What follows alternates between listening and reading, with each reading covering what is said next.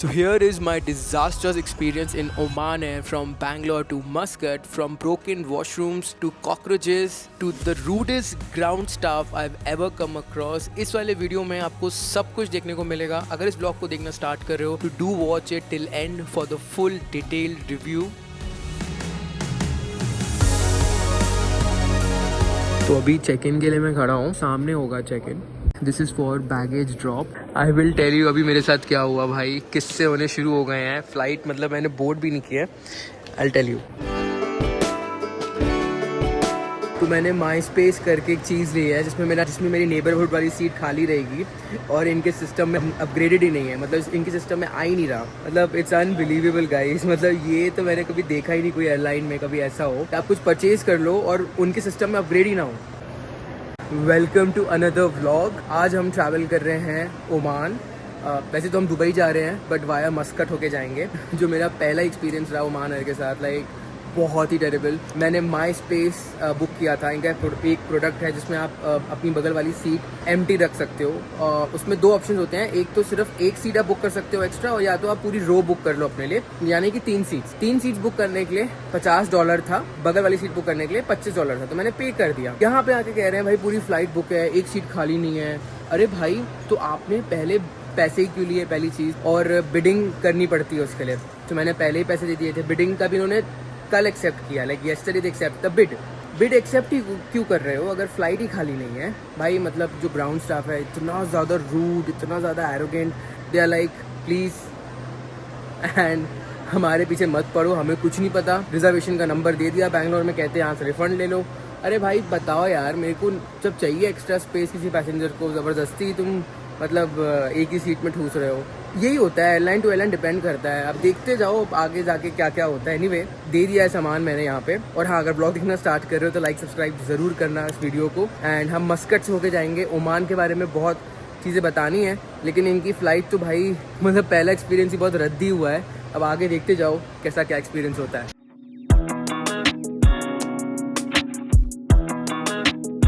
Immigration और security तो हो गया है, और इमिग्रेशन बहुत स्मूथ था. सिक्योरिटी भी मतलब बहुत ही ज़्यादा स्मूथ थी.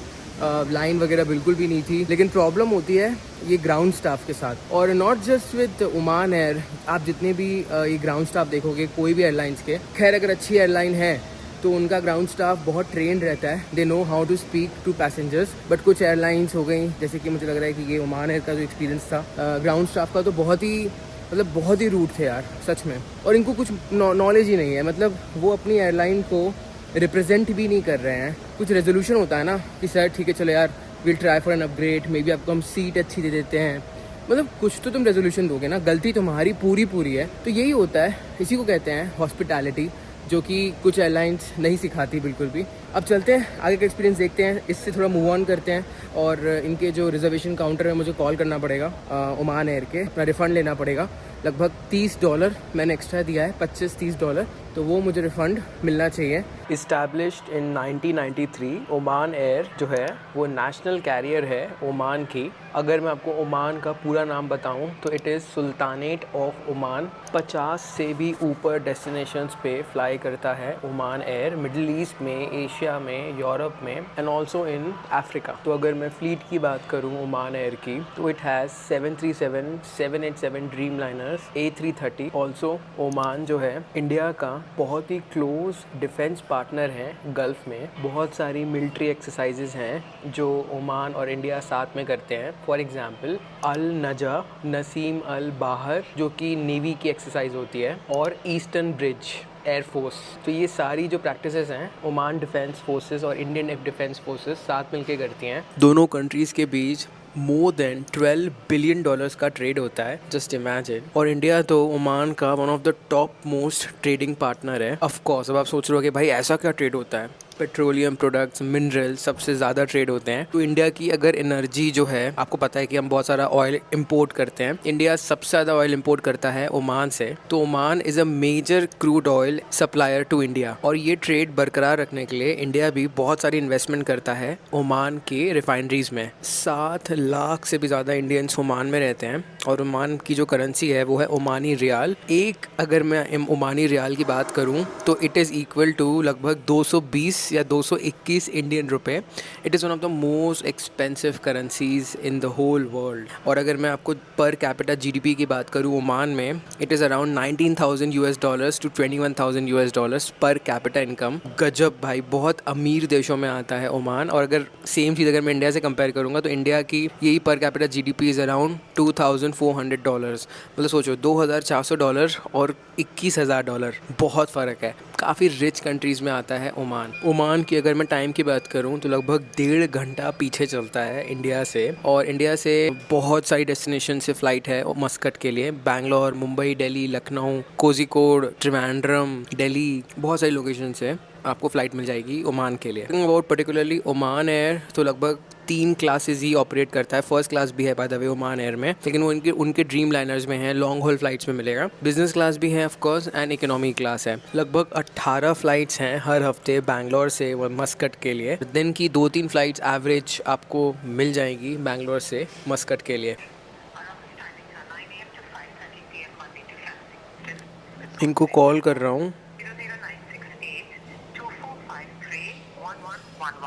कह रहे 9 बजे खुलेगा, तो let's call them at 9 then. तो बैंगलोर के इंटरनेशनल साइड में आपको ये ऐसे सोफ़ा मिल जाएंगे, आराम से सो सकते हो। यू डोंट हैव टू पे for the lounge every time. बहुत बार आपने एयरपोर्ट देखा है मेरे वीडियोस में, and the best part about this airport is the jungle inside the airport. ये देख सकते हो आप, पूरा इन्होंने छोटा सा नेशनल पार्क जैसा कुछ बनाया हुआ है। एयरपोर्ट के अंदर है ये पूरा जंगल, एयरपोर्ट के अंदर है।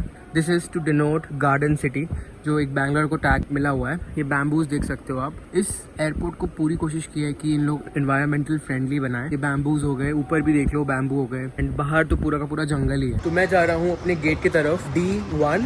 इस एयरपोर्ट में एक छोटा सा सेगमेंट आता है जो बिल्कुल ओपन एयर में है। अभी हम जा रहे हैं D1 and this is open air. And trust me, इस एरिया में particularly the air is even more cleaner. ज़्यादा ऑक्सीजन मिलेगा आपको पर्टिकुलरली इस सेक्शन में। और वहाँ पे भी देखो, वहाँ जाके अब पूरा नज़ारा ले सकते हो 360 डिग्रीज इस एयरपोर्ट का। It is absolutely amazing. And यहाँ से वॉक करके भी आई थिंक आप उस साइड जा सकते हो। तो इन लोग शायद अभी कुछ कंस्ट्रक्ट कर रहे हैं, वो पार्ट कंस्ट्रक्ट हो रहा है। कंस्ट्रक्ट होने के बाद आपको सिंगापुर एयरपोर्ट, चांगी एयरपोर्ट जैसी फीलिंग आएगी।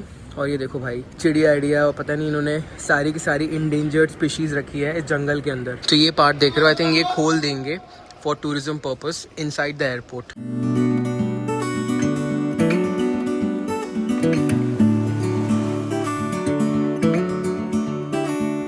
मैं आ गया हूँ अपने गेट के सामने। अब आप इनकी होशियारी देखो। मुझे बुलाता है उनका ग्राउंड स्टाफ वहाँ पे, कहता है कि आपने हमें रिकॉर्ड किया क्या? अपनी पहले मुझे कहता है कि आपकी ना सीट हो गई है, आप बगल वाली सीट आपकी खाली है। मैंने कहा अच्छा, कौन सी सीट है मेरी? कहता मैं चेक करके बताता हूँ। तो फिर मेरी सीट है 21। उसने चेक किया तो कहता अच्छा आपने हमें रिकॉर्ड किया क्या? मैंने कहा नहीं, मैंने आपको रिकॉर्ड नहीं किया, मैंने खुद को रिकॉर्ड किया। कहता अच्छा अच्छा, हाँ हमें रिकॉर्ड मत करना, वो CISF वाले कह रहे थे कि आप रिकॉर्ड कर रहे थे। मतलब मैंने मन ही मन सोचा, भाई तो कितना झूठ बोल रहा है, कोई CISF वाले नहीं थे जिन्होंने मुझे व्लॉग करते हुए देखा। ये अपनी मन से कहानियाँ बता रहा है ताकि जो है मैं इनको रिव्यू वगैरह ना दूं कुछ खराब। मतलब इतना साफ झूठ तो भाई मैंने कभी देखा नहीं पहले किसी को भी बोलते हुए। भाई तू डायरेक्टली पूछे ना कि मैं व्लॉग बना रहा हूँ कि नहीं, बहाने मार के पूछ रहा है तो डजंट मेक सेंस। मतलब वो पूछना चाह रहा था कि आपने हमें रिकॉर्ड तो नहीं किया। देखो गाइस, क्या होता है ना, चाहूँ तो मैं कर सकता हूँ रिकॉर्ड, क्योंकि मतलब हाईली अनप्रोफेशनलिज्म हो गया ये तो। अब I didn't sign up for this. मतलब ऑब्वियसली कोई भी पैसेंजर है, वो सोच, उसने अगर परचेज की है एक सीट तो वो चाहेगा ना कि वो बगल वाली सीट खाली रहे। जब उसने परचेज की है तो कुछ सोच के की होगी, बिना बताए, बिना कुछ कम्युनिकेशन के आप कह दो भाई पूरी फ्लाइट फुल है। या तो आप ईमेल में कम्युनिकेट करो, पहले बताओ है ना कि आप हमें रिफंड कर रहे हो। और इतने अनप्रोफेशनल है कि एक दिन पहले एक तो अपग्रेड करते हैं, कॉन्ग्रेचुलेशंस लिखते हैं। बिडिंग मैंने की थी 5-6 दिन पहले, और इनका ग्राउंड स्टाफ तो इतना डरा हुआ है, कुछ भी बहाने, झूठे बहाने। CISF आई थी, कोई CISF थी ही नहीं उधर।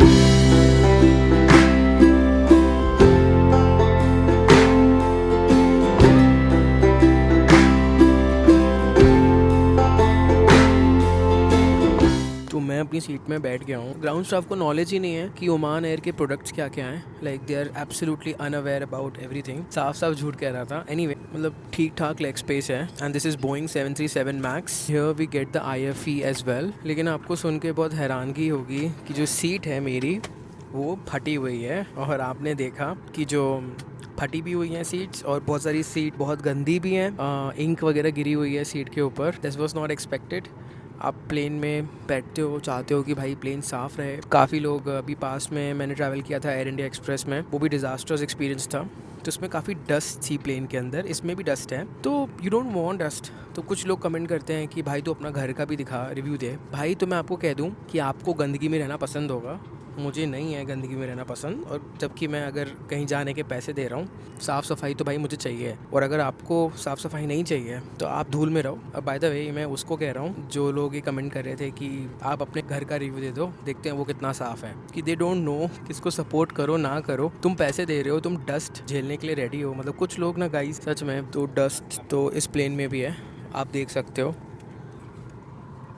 एंड ये रहा मैगज़ीन होल्डर जिसमें I can see safety instructions of 737 max. And the washroom is absolutely disastrous. Like ऐसा लग रहा है कोई जेल का बाथरूम है। कॉकरोचेस हैं बाथरूम में, शीशे बहुत गंदे हैं और इंक गिरी हुई है, डस्ट है बाथरूम में बहुत ज़्यादा।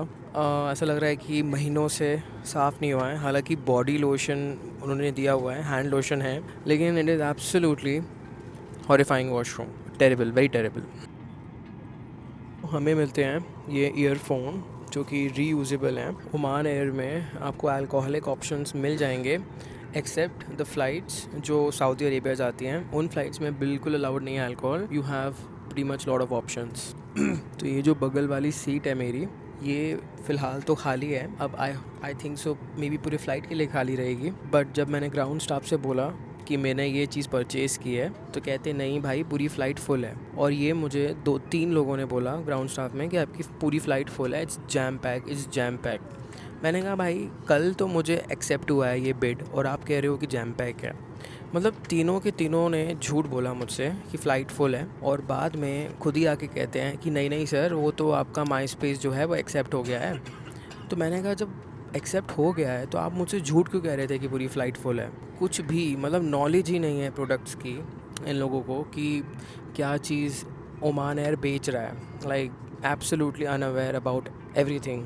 कहते हैं कि कुछ दिन पहले हमारे पास एक पैसेंजर आया था, उसने भी माई स्पेस लिया था, तब फ़्लाइट फुल थी तो हमने नहीं दिया उसको। तो मतलब जब तक तुमको पता है कि फ़्लाइट फुल नहीं है, तुम झूठ कैसे कह सकते हो पैसेंजर से? तो ओमानी गवर्नमेंट का 70% revenue oil and gas industry से आता है, और ओमान के जितने भी लोग हैं वो ज़्यादातर पब्लिक सेक्टर में है। मतलब जो ओमानी गवर्नमेंट है is the biggest employer in Oman. Country तो of course is counted among the rich countries of the world.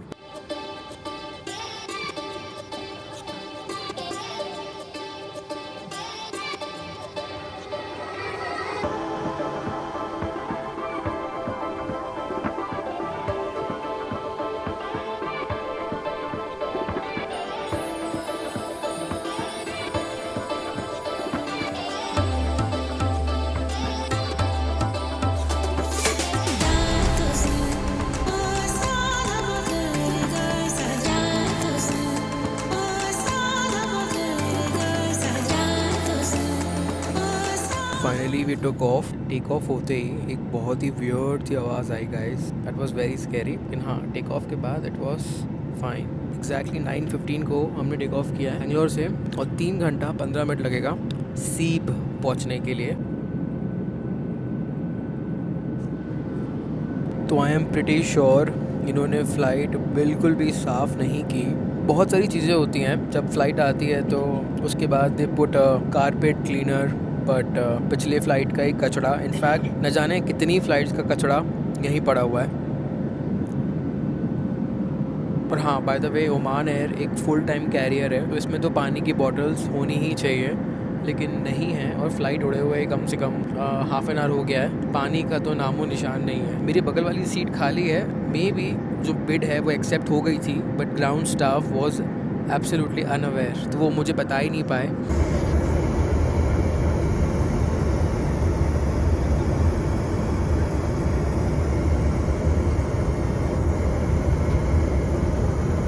तो भाई ये है हमारा खाना, ठीक ठाक है प्रेजेंटेशन। ये जिसमें इन्होंने जूस दिया है, the glass is pretty small. Usually तो जो ग्लासेस होते हैं वो थोड़े बड़े होते हैं फॉर द जूसेस। कटलरी जो है वो वुडन कटलरीज हैं। मुझे खीर लग रही है, तो जो इनकी कटलरी है तो प्लास्टिक की लेकिन ब्लू कलर की है। तो ब्लू कलर बेसिकली जो है इनका डिफ़ॉल्ट कलर है ओमान एयर का। खाना जो है देख के लगता है कि बढ़िया लग रहा है। राइस है, सांबर है, साउथ इंडियन मुझे लग रहा है पोहा जैसा कुछ है। तो एक एक करके इसको ज़रा टेस्ट करते हैं। Let me tell you overall how does it test. तो ये तो 100% सांबर है, डिलीशियस है। I can give it around 8 on 10। तो ये पोहा कम उत्पम ट्राई करते हैं। इसमें पीनट्स हैं, गाजर है, पोहे जैसा टेस्ट है, उपमा जैसा भी टेस्ट है। ये राइस इसको एग्जैक्टली क्या बोलते हैं I am not sure. And sambar भी बढ़िया है। तो सांबर, राइस और ये पोहा और upma I can give it around 7.5 on 10। And I think ये जो ऑरेंज जूस लाए हैं it could have been in a bigger glass. बहुत छोटा ग्लास दिया है इन्होंने। पानी की बॉटल भी काफ़ी बड़ी है तो आपको बार बार मांगनी नहीं पड़ेगी। इसी की मैं बात कर रहा था and they have given it. Let's try this kheer. देखते हैं भाई ये खीर कैसी है।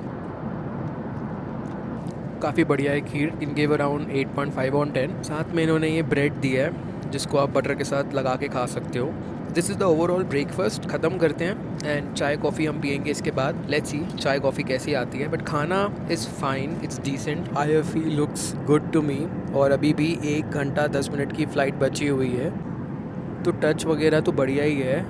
प्लेन भी नया है लेकिन वेल मेंटेन नहीं है। और बाथरूम तो मतलब आप जितनी बार भी जाओगे आप कुछ ना कुछ टूटा फूटा पाओगे। तो अभी जो आप देख रहे हो कांच भी टूटा पड़ा है, कॉकरोचेस हैं। बहुत ही थर्ड क्लास बाथरूम है। आई नो आपको पता होगा कि 737 मैक्स में काफ़ी प्रॉब्लम्स आई हैं पास्ट में।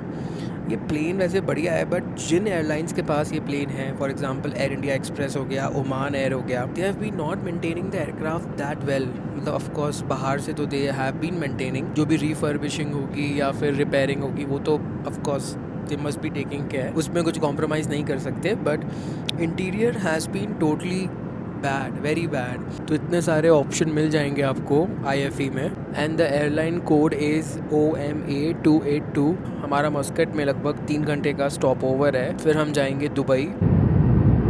You get these blankets. 3 घंटे की फ़्लाइट है तो भी ब्लैंकेट्स तो चलो मिल ही जाती हैं। तो कॉन्फ़िगरेशन है इसका 737 मैक्स का और आगे बिज़नेस क्लास सीट्स भी हैं। और ये जो बिज़नेस क्लास सीट्स हैं ये फुल्ली रिक्लाइंड वाली तो नहीं है। इनका एक ड्रीम लाइनर चलता है बैंकॉक से मस्कट, उसमें आपको fully flat bed business class मिलेगा। And Oman air also operates first class. मैंने ओमान तक कितना पे किया, ऑफ कोर्स मैं दुबई तक जा रहा हूँ तो मैंने दुबई तक कितना पे किया ये तो मैं आपको व्लॉग के एंड में बताऊँगा। और यहाँ तक भी व्लॉग देखा है तो लास्ट तक देखना। अब चाहो तो ये सीट रिक्लाइन कर सकते हो। All you have to do is press this button, तो ठीक ठाक रिक्लाइन हो जाता है। तो ये जो आप जगह देख रहे हो बंदर अब्बास, यहीं से इंडिया को ऑयल इंपोर्ट होता है। मतलब इसी पोर्ट के ज़रिए आता है। आपको पता होगा इंडिया को जो ऑयल आता है वो रशिया से काफ़ी ज़्यादा आता है। तो it travels from Russia, Saint Petersburg, Iran के रास्ते बंदर अब्बास से होते हुए इट कम्स टू इंडिया। और ये जो आप पोर्ट देख रहे हो ना बंदर अब्बास, इसको अमेरिका ने सैंक्शन किया हुआ है।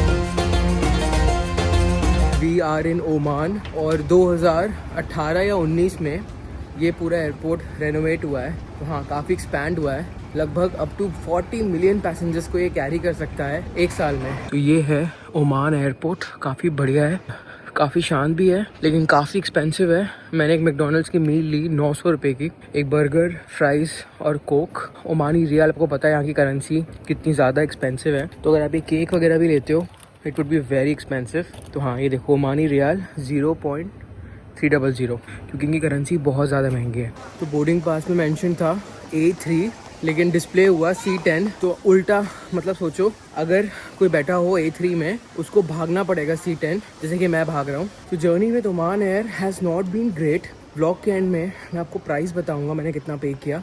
ये फ़्लाइट देख रहे हो, ये फ़्लाइट शायद लाहौर जा रही है।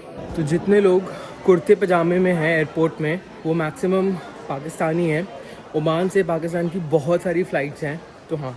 और यहाँ पे बहुत लोग ब्लू कॉलर जॉब्स करने आते हैं इंडिया से, लेकिन उसके अलावा आईटी प्रोफेशनल्स, इंजीनियर्स भी हैं, डॉक्टर्स हैं बहुत सारे इंडिया से ओमान में। और एज आई सेड, ओमान और इंडिया के टाइज बहुत ज़्यादा स्ट्रॉन्ग हैं। More than 5 lakh Indians as I said they are in Oman. तो आई डोंट नो प्लेन कौन सा है, लेकिन A3 से C10 तक तो ले आए हैं। बोर्डिंग तो टाइम से की है। अब जो है ना, मैं जाके देख रहा हूँ मैच इंडिया ऑस्ट्रेलिया का सेमीफाइनल। 2:30 बजे स्टार्ट होगा और मैं पहुंचूंगा दुबई 2:30 बजे। फटाफट सामान रखने के बाद सीधा I have to rush to the Dubai stadium.